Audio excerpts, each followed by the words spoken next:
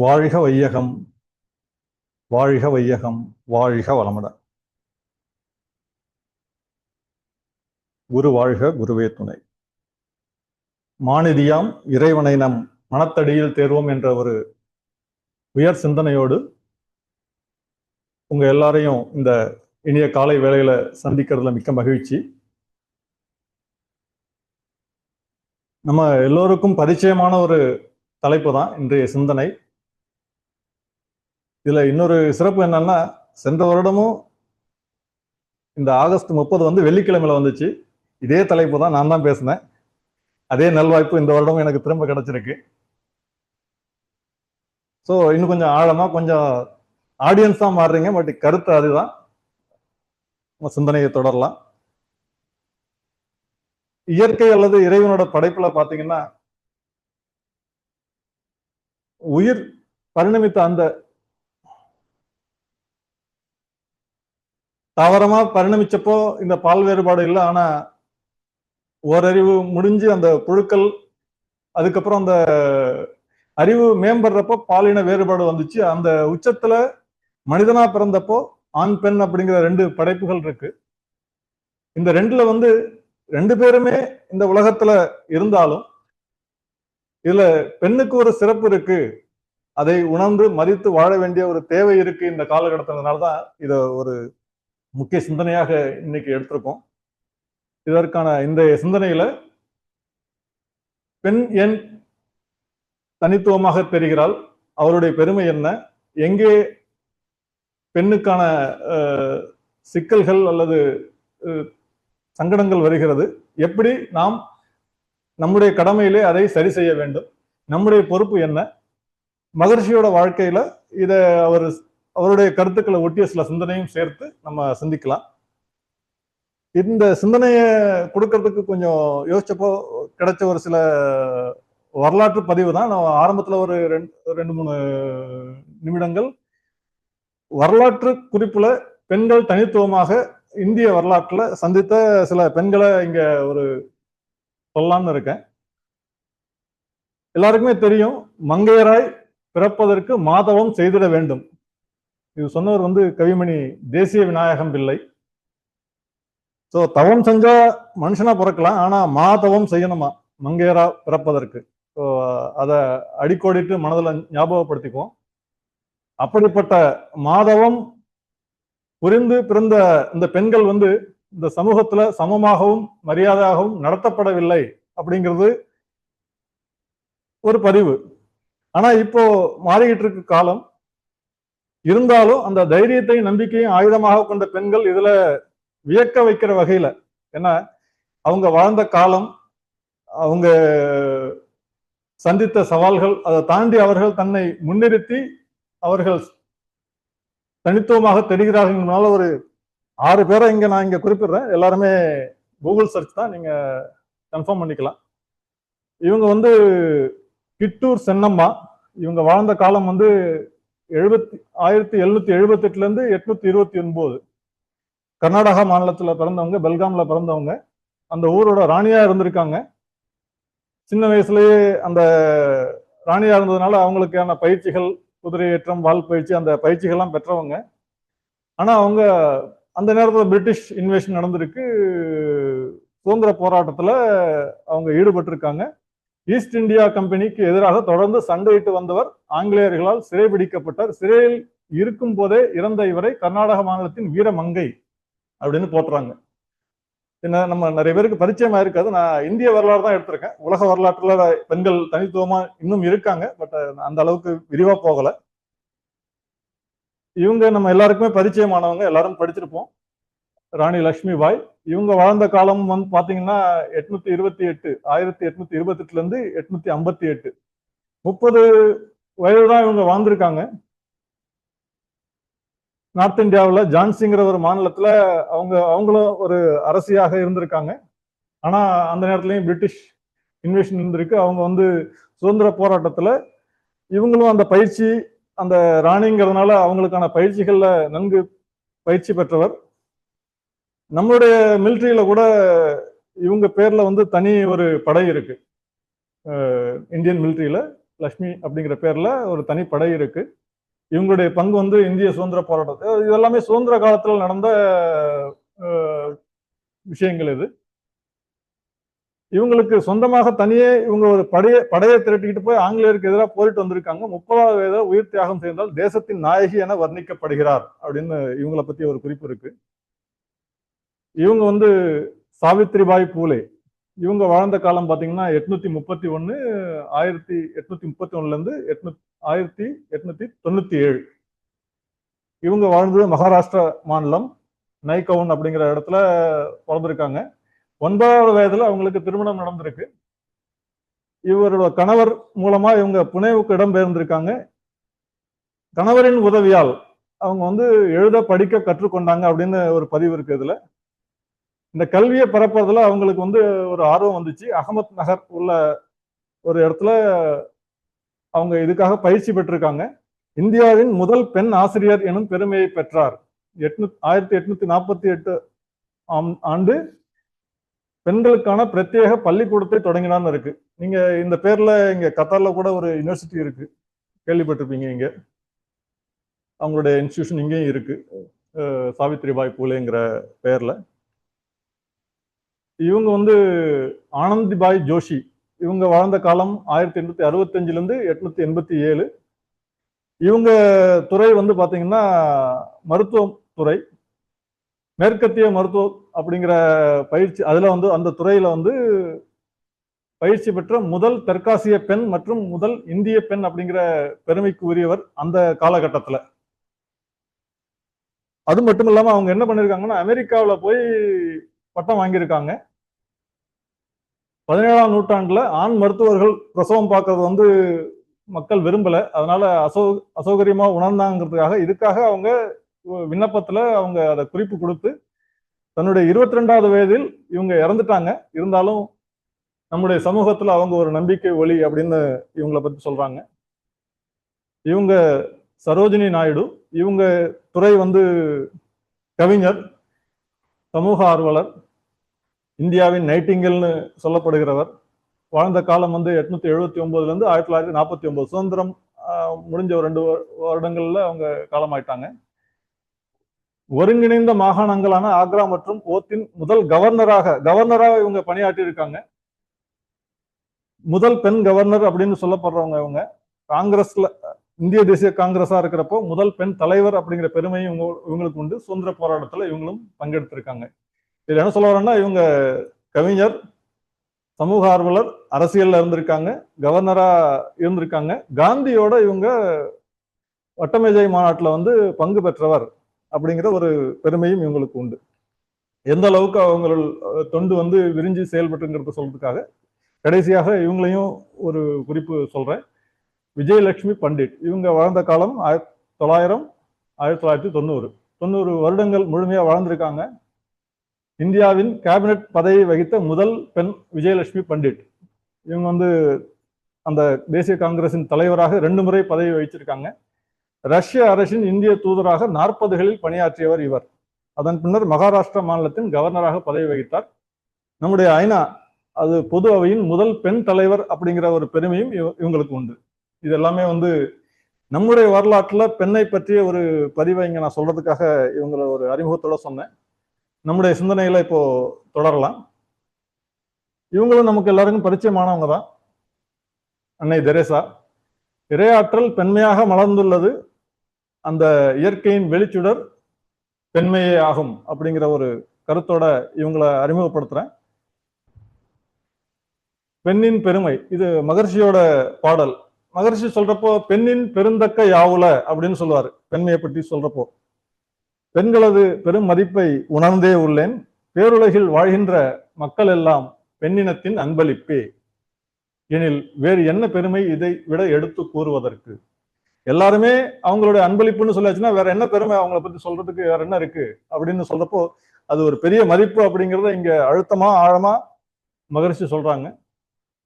நம்முடைய இறைமை அப்படின்னு எடுத்துக்கிட்டீங்கன்னா, படைப்புங்கிறத அந்த இறைமை கையில இருக்குன்னா நம்ம பாக்குறதுக்கு உள்ள அருகாமையில இருக்கிற ஒரு படைப்பு சக்தி கொண்ட ஒரு திறமை வந்து பெண்மைக்கு தான் இருக்கு.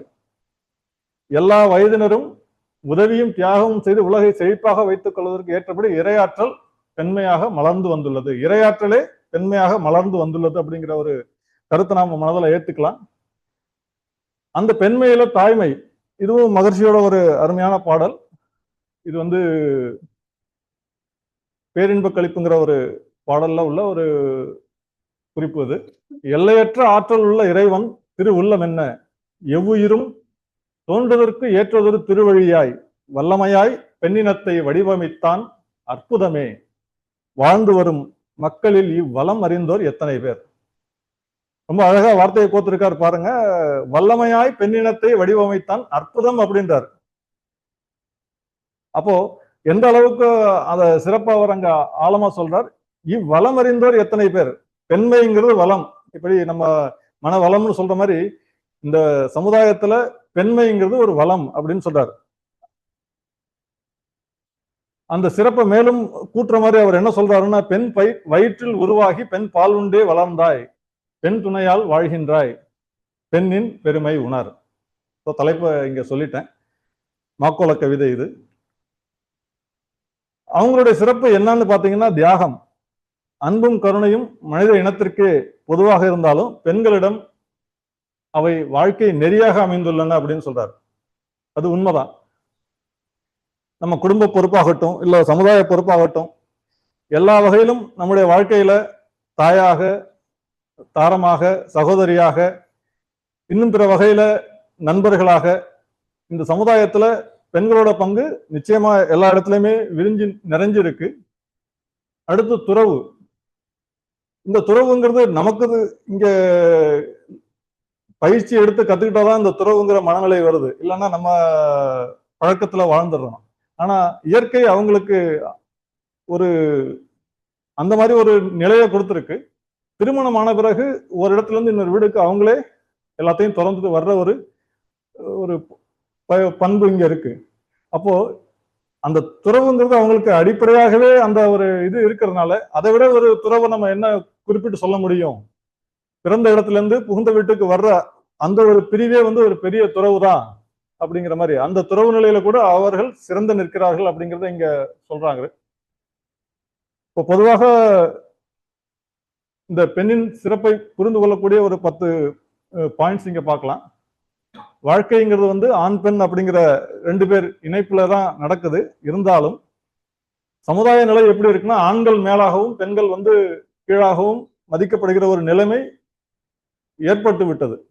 ஆனா இந்த திருத்தம் வரணும்னா இது குறைபாடு நீங்க வேண்டும் அப்படிங்கிறத இங்க சொல்றாங்க. ஒரு குடும்பம் நல்லா இருக்கணும்னா அதுல வந்து நல்ல அறிவும் பொறுப்பும் உள்ளதும் உறுதுணையாக இருக்கக்கூடியதுமான ஒரு குழந்தை பிறக்க வேண்டும். அந்த குழந்தை பேற்று வரணும்னா அதற்கு 2 பேருக்கும் அந்த பொறுப்பு இருக்கு, உரிமை இருக்கு. அந்த ஆண் பெண் இருவருக்குமே அந்த அறிவுல திறமை, நுட்பம் இந்த 2மே நிறைந்தவர்களாக அவங்க இருக்கணும். அப்படிங்கிறப்போ ஒருத்தரை தாழ்த்தியும் ஒருத்தரை மேலாவும் கருதக்கூடாதுங்கிறது இங்க புரிந்து கொள்ளணும். ஒரு புறம் எழுச்சி மறுபுறம் தாழ்ச்சி என்று இருந்தால் அங்க பிறக்கக்கூடிய குழந்தையும் அவ்வாறே தான் இருக்கும் அப்படின்றார். ஸோ அந்த ஜெனரேஷன் அடுத்த தொடர் சரியா அமையணும்னா 2 பேருக்கும் அந்த பொறுப்பும் மதிப்பும் திறமையும் அறிவும் உரிமையும் அந்த எல்லாமே சமமா இருக்கணுங்கிறத இங்க பதிவு பண்றாங்க. இந்த ஏற்றத்தாழ்வை நீக்கிக் கொள்ள வேண்டும் அப்படின்னு சொல்றாங்க. இயற்கையில ஆண்களுக்கும் பெண்களுக்கும் சில வேறுபாடு உள்ளது. அதற்கு நாம் மதிப்பளிக்க வேண்டியது அவசியம். சம உணர்வு வேண்டும். எந்த இடத்துல சிறப்பு இருக்கோ நம்ம அதை அந்த சிறப்பை பாராட்டுறதுக்கு நம்ம தயாரா இருக்கணும். அன்பின் உச்சகட்ட நிலையில அவங்க வந்து என்ன பண்றாங்கன்னா தன்னையே பிறருக்கு குறிப்பாக தனது வாழ்க்கை துணைக்கு அர்ப்பணித்து விடுகிறார்கள் அப்படிங்கிற ஒரு பெரிய ஒரு விஷயத்தை நம்ம இங்க தெரிந்து கொள்ளணும். அந்த அர்ப்பணிப்பு பெண்களுக்கே உரித்தானதுங்கிறதுனால அந்த அன்பும் கருணையுங்கிறது வந்து அவர்களிடம் மிகுதியாக இருக்கிறதுங்க நம்ம இங்க புரிந்து கொள்ளணும். பெண்களுக்கு இதுல என்ன பங்கு இருக்கு அப்படின்னு பாத்தீங்கன்னா அவங்களுடைய பங்கு வந்து குடும்ப பொறுப்பை எடுத்திருக்காங்க. அவங்களுடைய கடமையும் விரிவாக இருக்கு. எந்த விதமான துன்பமா இருந்தாலும் அதை தாங்க கொள்ளக்கூடிய வல்லமையும் அவர்கள்ட்ட இருக்கு. அவர்கள் மெல்லினம்னு சொல்லப்பட்டாலும் வலிமையில வந்து ஆணை விட பெண்ணுக்கு வந்து வலிமை அதிகம். அது நம்ம ஆழமா புரிந்துக்கிட்டா அதை நம்ம இன்னும் உணர்ந்து கொள்ளலாம். ஆண்களுக்கான கடமை என்ன அப்படின்னு பாத்தீங்கன்னா, இவ்வளவு சிறப்பு பெற்ற அந்த பெண்ணை பாதுகாக்க வேண்டியதும் பராமரிக்க வேண்டியதும் நம்முடைய கடமை. அவங்களுக்கு தேவையான வருவாயை பெருக்கி கொடுத்தல், சம உரிமை கொடுத்தல், அவங்களுக்கான அந்த சிறப்பை உணர்ந்து அவங்கள மதித்தல், அவர்களுக்கு தேவையான வசதிகள் செய்து கொடுத்தல். இது சில காலத்துல மறுக்கப்பட்ட விஷயங்கள். அதை இப்போ திருப்பி ஞாபகப்படுத்தி இத இன்ற காலகட்டத்தில் மாறிக்கிட்டு இருக்கு. அறிவு நிலை மேம்பாடு இருக்கு, விஞ்ஞானம் வளர்ந்திருக்கு. இன்னும் அந்த வித்தியாசத்தை பார்க்காம அவர்களுக்கான ஒரு உரிமையையும் சிறப்பையும் உணர்ந்து மதித்து நடக்க வேண்டிய ஒரு தேவை இப்பொழுது இருக்கு. இது பொதுவா குடும்பத்துக்குன்னு தேவைப்படுற ஒரு விஷயங்கள். இந்த 5 விஷயங்களும் நம்ம அடிக்கடி சிந்தனையில சிந்திக்கிறது தான். சிந்தனை, சிக்கனம், சீர்திருத்தம், சிறந்த வாழ்வு.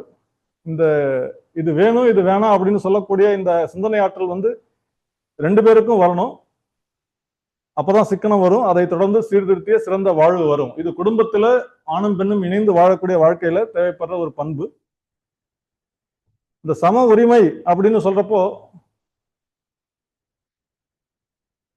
பெண் போற்றப்பட வேண்டுமாயின் ஆண்களுடைய அனைத்து உரிமைகளும் அவளுக்கு கிடைத்திட வேண்டும். ஏன்னா ஒரு காலத்துல சொத்துல உரிமை இல்லாம இருந்தாங்க. கல்வியில, இந்த ஆன்மீகம், இந்த பயிற்சியில கூட அவர்களுக்கு சரியான ஒரு அனுமதி இல்லாம இருந்துச்சு. அவர்கள் புறக்கணிக்கப்பட்டார்கள். சோ சம உரிமைங்கிறது எல்லா வகையிலையும் அவர்களுக்கு கிடைக்க வேண்டும்ங்கிறத இங்க வலியுறுத்துறாங்க. எண்ணிக்கைன்னு பாத்தீங்கன்னா 2 பேருமே சமமா தான் இருக்காங்க. அவ்வளவு ஆண்களையும் பெற்றெடுத்தவர்களும் அந்த பெண்கள்னு பாக்குறப்ப நிச்சயமா நாம அதை விட கொஞ்சம் பெண்ங்கிறவங்க ஆணை விட ஒரு அளவு சிறப்பு மிக்கவருங்கிறத நாம் நல்லாவே புரிஞ்சுக்கலாம். பெண்கள் ஆண்களை விட உயர்ந்தவர்களோ தாழ்ந்தவர்களோ அல்லது சமமானவர்களோ இல்லை, ஆனால் சிறப்பானவர்கள். இங்க எங்க தர்க்கமும் தேவையில்லை. அவங்க பெரியவங்களா தாழ்ந்தவங்களான்னு, சமமானவர்கள் அப்படின்னு கூட சொல்லாம சிறப்பானவர்கள் அப்படிங்கிற ஒரு ஒரு அடைமொழியை கொடுக்குறாங்க. நம்ம எல்லாருக்குமே தெரியும், பெண்கள் தையலர் அப்படிங்கிற ஒரு தமிழ் சொல் இருக்கு, பெண்களை குறிக்கிற சொல். தையலர் அப்படிங்கிறது பாத்தீங்கன்னா டெய்லரிங் தான். குடும்பத்துல இருக்கிற உறவுகளை இணைத்து ஒரு கோர்வையா வைத்திருக்கக்கூடிய ஒரு ஆற்றல் பெண்மைக்கு உண்டு. அப்போ அதை குறிக்கிற வகையில அந்த வார்த்தையும் அமைஞ்சிருக்கு அப்படிங்கறத சொல்றாங்க. இன்னொரு அது இலக்கிய சொல், அது நேரிழையால் அப்படிங்கிறது. பெண்ணிற்கு நேரிழையால் என்ற ஒரு பெயர் உண்டு. இது மகர்ஷியோட அவருடைய தொழில் நெசவு. இது பாத்தீங்கன்னா ஒரு நூல் குறுக்க போகுது, இன்னொரு நூல் ஊடாட போகுது. அந்த பாவு அப்படிங்கிற அந்த நூல் நேரிழை பெண்ணா இருக்கா, குறுக்க செலுத்தப்படுத்தக்கூடிய அந்த ஊடு நூல் ஆண். அப்ப 2 பேரும் இணைஞ்சு செயல்பட்டா தான் ஒரு ஆடையா வரும். அப்போ நேரடியா இருக்கக்கூடிய அந்த பெண், ஊடு இருக்கக்கூடிய அந்த ஆண், இந்த 2ம் இணைந்த ஒரு வாழ்க்கை தான் குடும்பமாக இல்லறமாக இருக்கிறது அப்படிங்கிறத நம்ம இங்க புரிஞ்சுக்கலாம். அதை உணர்த்துகிற வகையில அந்த சொல்லும் அமைந்திருக்கு, நேரிழையால் அப்படிங்கிற சொல். இப்போ இவங்களுக்கு, பெண்களுக்கு பாதிக்கக்கூடிய சமூக சீர்கேடுகள் என்ன அப்படிங்கிறத கொஞ்சம் புரிஞ்சுக்கிட்டோம்னா, அவங்களுக்கு எங்கெங்கெல்லாம் நாம் நம்முடைய பங்கில் இவங்களை நாம் சரிப்படுத்திக் கொள்ள வேண்டும்ங்கிறத நாம இங்க புரிந்து கொள்ளலாம். முதல் பாயிண்ட் 2ஆம் தர பிரஜையாக அவர்கள் பார்க்கப்படுகிறார்கள். அது மாற்றப்பட வேண்டும். இது ரிச்சுவல்ஸ், இது சடங்குகள்ல திருமணத்தின் போது இந்த பயிற்சி, இந்த இது இருக்கு. தாரை வார்த்து தத்தம் கொடுக்கும் கூடிய இந்த பயிற்சி இருக்கு, இந்த இது இருக்கு, நடைமுறையில இருக்கு. இந்த மாற்றமும் வர வேண்டும் அப்படிங்கிறத சீர்திருத்தத்துல மகர்ஷி சொல்றாங்க. பெண் ஒரு போக பொருளாகவே பார்க்கப்படுகிறாள். ஏன்னா நீங்க எந்த விளம்பரமா இருந்தாலும் அவங்களை முன்னிறுத்தி, இந்த ஒரு கார் விளம்பரத்துக்கும் அவங்களுக்கு சம்பந்தம் இல்லை, இருந்தாலும் அவர்களை முன்னிறுத்தி மார்க்கெட்டிங் பண்ண வேண்டிய ஒரு தேவை இருக்கு. ஸோ இதுவும் மாற வேண்டிய ஒரு கருத்தாக சொல்லப்படுகிறது. அடுத்ததாக பெண் சிசு கொலை. இதுவும் இப்போ நம்ம செய்திகள்ல பாக்குறோம். இதுவும் தவிர்க்கப்பட வேண்டியது, மாற்றப்பட வேண்டிய, சீர்திருத்தப்பட வேண்டிய ஒரு விஷயம். கல்லூரி அலுவலகம் செல்லும் பெண்களுக்கு உடல் மற்றும் பொருள் ரீதியான பாதுகாப்பு குறைவாக உள்ளது. இப்போ உள்ள சமூக சிக்கலும் அதான். ஸோ இந்த நிலையும் மாற வேண்டும். அவர்களுக்கான பாதுகாப்புல குறைபாடு இல்லாம அவர்களுக்கு போதிய பாதுகாப்பு தர வேண்டிய கடமையும் பொறுப்பும் ஆணினத்திற்கு உண்டு. பெண் அடிமை நிலை நீங்க பெண்கள் அனைத்து உரிமைகளும் பெற வேண்டும். இந்த பெண் அடிமைங்கிறது அந்த காலத்திலயும் இருக்கு, இப்பயும் மாற்றத்தை நோக்கி நாம் பயணித்துக் கொண்டிருக்கிறோம். அந்த உரிமைகள் அவர்கள் கொடுப்பதற்கான ஒரு வாய்ப்பை நாம் ஏற்படுத்தி கொடுக்க வேண்டும். இது எல்லாருக்குமே தெரிந்த விஷயம். ஆண் பெண்ணை மதிக்கிறதை விட பெண் பெண்ணை மதிக்க வேண்டிய ஒரு தேவையும் இருக்கு சமுதாயத்துல. இது எல்லா இடத்துலையும் இந்த சிக்கல் இருந்தாலும் இந்த பிணக்கம் மாற வேண்டிய ஒரு பிணக்கு, 2 லாவுக்கு இடையில இருக்கிற பிணக்கு அப்படின்னு சொல்றாரு. Mother in law, daughter in law. இந்த பிணக்குல இருந்து வெளியே வந்தாங்கன்னா குடும்பத்துல மேலும் அமைதி பெருகும். மருவி வந்த மகள் அப்படிங்கிற ஒரு பண்போட மாமியார் அவங்க இன்னொரு தாய் அப்படிங்கிற அந்த ஒரு உணர்வு நிலையில இந்த போராட்டம் முடிவுக்கு வந்துச்சுன்னா மருமகள் தன் அன்னையை போலவும் மாமியார் மருமகளை மருவி வந்த மகளாகவும் நடக்க இந்த குறை விட்டு போகும் அப்படின்னு ஒரு முழுமையான ஒரு விளக்கத்தை இங்க கொடுத்திருக்காங்க. இதை நாம் மனதில் ஏற்றுக்கொள்வோம். இப்பொழுது மருமகள் அடுத்த மாமியார் ஆக போறாங்க. ஸோ அதனால இது எல்லாருக்குமே பொருந்தக்கூடிய ஒரு விஷயம்தான். அடுத்தது குழந்தை வளர்ப்பு, குடும்பம் நடத்துவது, பொருளாதாரத்தை சரியாக வைத்துக் கொள்வது. இது எல்லாத்துக்குமே 2 பேருக்குமே சம உரிமை இருக்கு. அதை நாம் ஏற்றுக்கொள்ள வேண்டும். சில நேரத்துல சில பொறுப்பு அவங்ககிட்ட கொடுத்துட்டு நம்ம மட்டும்தான் பொருளாதாரம் அது என் பொறுப்பு, குடும்பத்தை நடத்துறது உன் பொறுப்பு, இப்படி எல்லாம் பிரிச்சுக்காம சம பொறுப்பை சம உரிமையோடு வழங்க வேண்டும் அப்படிங்கிறத இங்க வலியுறுத்துறாங்க. நமது கடமை பொதுவாக என்னன்னு பாத்தீங்கன்னா பெண்களுடைய மதிப்பு, சிறப்பு, அந்த உயர்வு ஒரே வார்த்தையில இந்த உலகத்துல வாழ்கின்ற எல்லா மக்களும் பெண்ணினத்தின் அன்பளிப்பு அப்படிங்கிறத நம்ம உணர்ந்து கொண்டா அதுவே அதுக்கு மிகையாகாது. அந்த முறையில பெண்கள் பெருமை பெற்றவர்கள். அந்த பெருமையை காக்க வேண்டியதும் போற்ற வேண்டியதும் ஆண்களுக்கான கடமை அப்படிங்கிறத நாம் உணர வேண்டும்.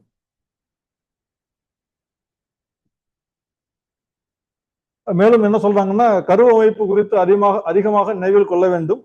பெற்றோர்கள் எந்த முறையில மனம் உடல் அமைப்புல இருக்காங்களோ அதை ஒட்டித்தான் குழந்தையும் உருவாகுது. அப்போ குழந்தை பேரில இருந்து அவங்க உருவாகிற வரைக்கும் அவங்களுடைய மன அளவுலையும் உடல் அளவுலையும் அவங்கள சரியாக வைத்துக் கொள்ள வேண்டிய ஒரு தேவையும் சமுதாயத்துக்கு இருக்கு. கருவுற்ற காலத்துல ஒரு பெண்ணுடைய மனம் சோர்வு அடையுமானால், பிணக்கு அடையுமானால், வருத்தம் அடைய செய்வோமானால் ஒவ்வொரு வருத்தமும் அவர்களுடைய குழந்தைகளை மன அளவில் பாதிக்கும். இதை நாம் கருத்தில் ஏற்றுக்கொள்ள வேண்டும். ஏன்னா இது 2 பேருக்கும் உள்ள பொறுப்பு. இருந்தாலும் இது கொஞ்சம் ஸ்பெஷலா ஆழமா அழுத்தமா சொல்லியிருக்காங்க. பேறு காலத்திலிருந்து அவர்களுக்கு தேவையான அந்த கவனிப்பை நாம் கொடுக்கணும். தாய்மை அப்படின்னு சொல்லக்கூடிய இந்த ஒரு பெரு மதிப்புடைய இந்த நிதியை இறைநிலை இந்த பெண்மைக்கே கொடுத்திருக்கிறது. ஏன்னா உயிர் உற்பத்திங்கிறது பொதுவா இருந்தாலும் மனித படைப்புல உயிர் உற்பத்தி நமக்கு இவங்ககிட்ட தான் அந்த பொறுப்பை கொடுத்திருக்காங்க. அந்த சரியான அந்த பொறுப்பை அவர்கள் எடுத்துக்கொண்டிருக்கிறப்போ அந்த மதிப்பை நாம் உணர வேண்டிய ஒரு தேவை இருக்கு. மனைவி நல வேட்பு நாள். ஸோ எல்லா நாளும் நம்ம பார்த்துருக்கோம். நிறைய இந்த மாதிரி ஒரு நாள் மகர்ஷியால் அறிமுகப்படுத்த ஒரு தினம். ஒவ்வொரு மாதமும் அன்னை லோகாம்பாள் அவர்களுடைய பிறந்த நாள் எல்லா மன்றங்களையும் ஆகஸ்ட் 30ஆம் தேதி மனைவி நல வேட்பு நாளாக கொண்டாடப்படுகிறது. பெண்ணின் பெருமையை ஆண்கள் உணர்ந்து மதித்து நடந்து கொள்ள வேண்டும் என்பதற்காக அந்த பெண்மையை போற்றும் புனித தினமாக இந்த தினம் கொண்டாடப்படுகிறது. இந்த போட்டோ 2017 ஒரு மெமரிக்காக நான் உங்க போட்டோ போட்டுக்கிட்டேன் சார், உங்க அனுமதியோட.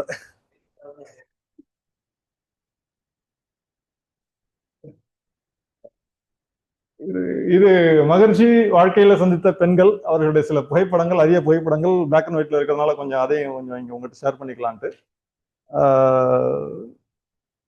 முதல் போட்டோல இருக்கிறவங்க அவங்க தாயார் முருகம்மாள் என்கிற திருமதி சின்னம்மாள். பக்கத்துல இருக்கிறது வாழ்க்கை துணை அன்னை லோகாம்பாள், லட்சுமி அம்மாள் 2 பேருமே இருக்காங்க. இவங்க 2 பேரும் தம்பதியரா பரஞ்சோதி மகான் அவர்களோட இருந்த ஒரு அரிய புகைப்படம். இதெல்லாம் இந்த நூற்றாண்டு தந்த மகான் அப்படிங்கிற ஒரு நூல்ல இருந்து இருந்த சில அரிய புகைப்படங்களை நாங்க உங்ககிட்ட பார்க்காதவங்க யாராவது பார்க்கலாமேங்கிறதுக்காக அவங்கள்ட்ட காமிச்சேன். ஏன்னா அவர்களுடைய தினம் நாளை 111வது அன்னை லோகாம்பாளுடைய தினமாக எல்லா மன்றங்களையும் கொண்டாடுறாங்க. அதை ஒட்டிய ஒரு சிந்தனையா தான் இன்னைக்கு நம்ம இதை பார்க்கிறோம்.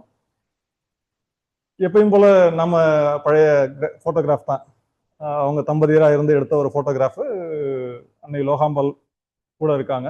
வேதாத்ரி மகர்ஷி இளைய வயதுல எடுத்த போட்டோ. சிந்தனையோட கடைசி பகுதிக்கு வந்தாச்சு. இதுவரைக்கும் நம்ம பார்த்ததுல பெண் அப்படிங்கிறது வந்து ஒரு தனித்துவம், சிறப்பு அப்படிங்கிறத உணர்ந்தோம். இந்த பாடலும் வந்து நம்ம முன்னாடி பார்த்த பாடலோட ஒரு பகுதி தான். பேரின்ப கழிப்புல வர ஒரு பகுதி தான். மண்ணான இவ்வரிய மாபெரிய உலகம் இசை அப்படின்னு சொல்லிட்டு ஆரம்பிக்கிற ஒரு மகர்ஷியோட பாடல். அதுல வர ஒரு சின்ன ஒரு குறிப்பு. பெண்ணினத்தை அவமதித்து பெருமை பெற நினைந்தவர்கள் பெரும் பாவச் சுமையேற்று பெற்ற துன்பம் உலகறியும். பெண்ணினத்தை அவமதித்து பெருமை பெற நினைத்தவர்கள் பெரும் பாவச் சுமையேற்று பெற்ற துன்பம் உலகு அறியும். எண்ணி எண்ணி பெண் பெருமை ஏற்றி புகழ்ந்தே எழுதி இன்பமுற்றார் இவ்வுலகில் இறைவனைப் போல் என்றும் உள்ளார். பாடல்ல ரொம்ப அழகா வார்த்தைகள் கோர்க்கப்பட்டிருந்தாலும் அங்க என்ன நம்ம புரிந்து கொள்ளணும்னா, எண்ணி எண்ணி பெண் பெருமை எழுதியவர்கள், அதை புகழ்ந்தவர்கள் இன்பமாக வாழ்ந்திருக்காங்க, இறைவனைப் போல் என்றுமே இருந்திருக்காங்க. ஆனா அவமதித்தவர்கள் வந்து துன்பத்தில் இருந்திருக்காங்க. இதுதான் இந்த உலகம் சந்தித்த வரலாறு அப்படிங்கிறத சொல்லி பெண்ணின் பெருமையை உணர்வோம். அவர்களுடைய மதிப்பை உணர்ந்து, சிறப்பை உணர்ந்து, அவர்களுக்கு தேவையான ஒரு சிறப்பை நாம் இங்கே சமுதாயத்துல கொடுத்து வாழ்வோம் அப்படிங்கிற ஒரு சின்ன ஒரு மெசேஜை உங்கள்கிட்ட சொல்லிட்டு இந்த சிந்தனையை இத்துடன் நிறைவு செய்கிறேன். நன்றி. வாழ்க வளமுடன்.